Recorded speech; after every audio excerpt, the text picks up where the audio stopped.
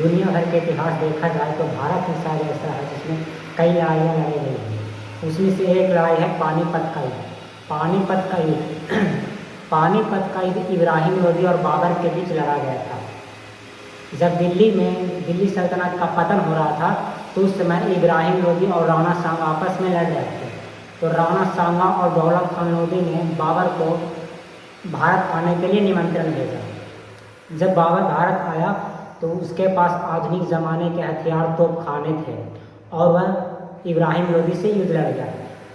पानीपत का प्रथम युद्ध 1526 ईस्वी में हुआ, जिसमें बाबर इब्राहिम लोदी को हरा दिया और यह युद्ध ही बाबर के लिए सर्वश्रेष्ठ युद्ध था और इसी युद्ध से भारत में मुगल वंश की स्थापना हुई।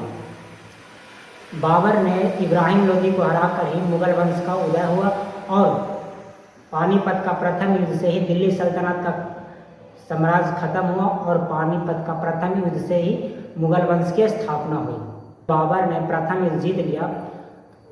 बाबर का प्रथम युद्ध पानीपत का प्रथम युद्ध जीतने का मुख्य वजह था कि उसके पास आधुनिक ज़माने का तोपखाने गोली बारूद थे।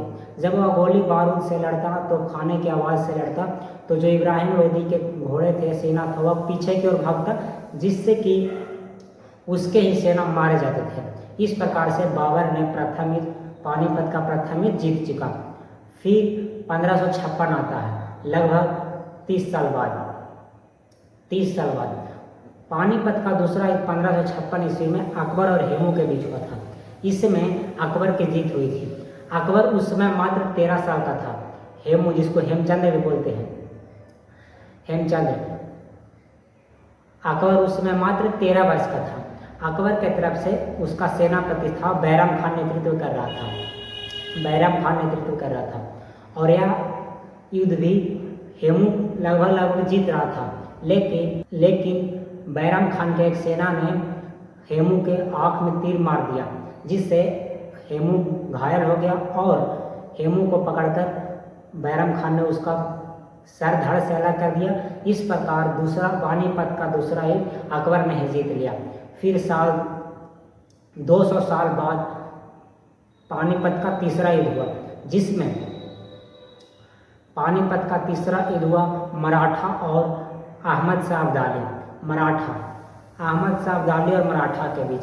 इस समय लगभग मुगल वंश का पतन हो गया था। पानीपत का तीसरा युद्ध में मुगल वंश का पतन हो गया था और ब्रिटिश ईस्ट इंडिया कंपनी का उदय हो रहा था। उस समय तक ब्रिटिश ईस्ट इंडिया कंपनी ने भारत पर आक्रमण कर लिया था और भारत में अपनी नींव रख दी थी। तो पानीपत का तीसरा युद्ध अहमद शाह अब्दाली और मराठों के बीच हुआ था। मराठा की तरफ से सदाशिवराव भाऊ लड़ रहे थे और अहमद शाह अब्दाली को सुजादौल्ला का भी साथ मिला था, लेकिन मराठों के न राजपूतों के साथ मिला न और किसी शासक का साथ मिला था, इसलिए वह मराठा लोग हार गए थे और इसमें मराठा की बहुत बड़ी हार हुई थी और अहमद शाह अब्दाली जीत गया था।